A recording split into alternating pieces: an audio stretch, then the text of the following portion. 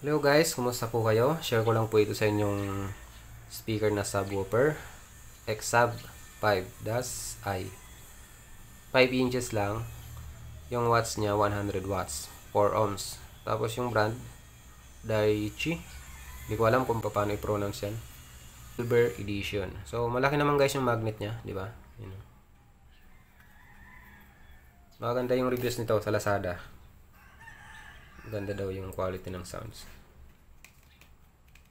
Yan. So yun lang, na-share ko lang sa inyo.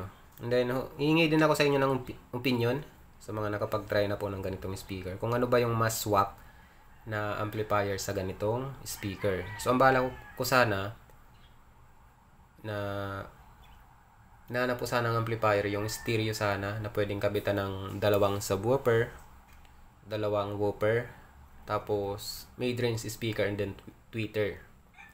Kasi yung hug amplifier, although naka-stereo naman yon, pero hindi ko lang alam kung kakayanin yung ganitong speaker. Kasi 100 watts to guys, so siguro nominal to.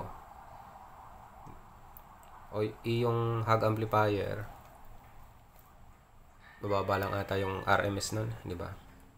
So sa mga nakapag-try na po ng setup gamit itong speaker na to, comment po kayo, and then kung ano yung amplifier na ginamit nyo.